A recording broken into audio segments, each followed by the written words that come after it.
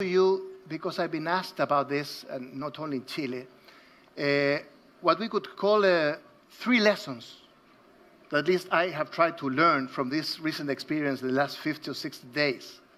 And it's not only a matter of Chile, it's Ecuador, it's Hong Kong, it's the Yellow Jackets in France, it has been Great Britain and Catalonia and so many other places. But at least coming from this recent experience, 3 lessons, only the headlines, so we can discuss.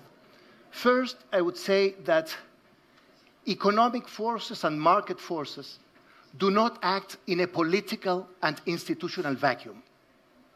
So perhaps one of the mistakes that we've made in Chile in the last 30 years, which I consider to have been a quite successful cases in many ways, is to have put too much emphasis on questions of growth, of fiscal responsibility, of macroeconomic stability, which are major assets in any country, but not understanding that economic and market forces do not act in a political and institutional vacuum. So the legitimacy, for example, of political elites, of political parties, of parliaments, of the Constitution, which is a major issue today in Chile, is one of the lessons. So my first headline is the primacy of politics and institutions.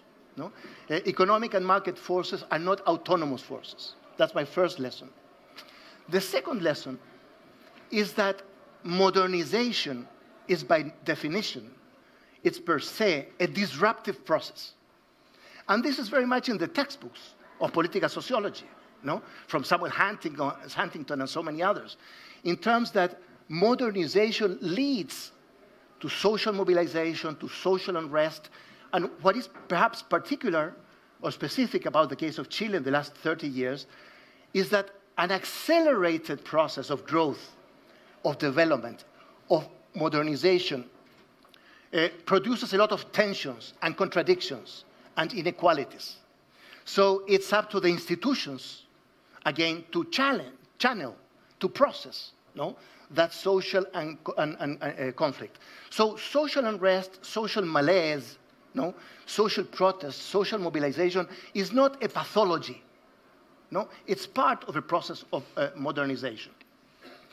And the third lesson coming out of this experience, which is not only about social unrest, but about the question of violence in so many countries around the world, is that we don't have to lose sight of the old traditional definition of Max Weber, of the state being the monopoly of force.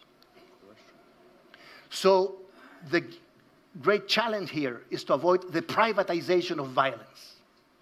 Whether it be terrorism, we're talking here in the morning, or micro-traffic or narco-traffic or organized crime, those were realities that had been in our country below the surface for many years. But we had not paid enough attention because we were too focused on the economy, on growth, on fiscal responsibility, on macroeconomic stability. So whether it be a democratic or an authoritarian regime, and of course we're talking about democracies in many ways, we don't have to lose sight that the state has to exercise the monopoly of force.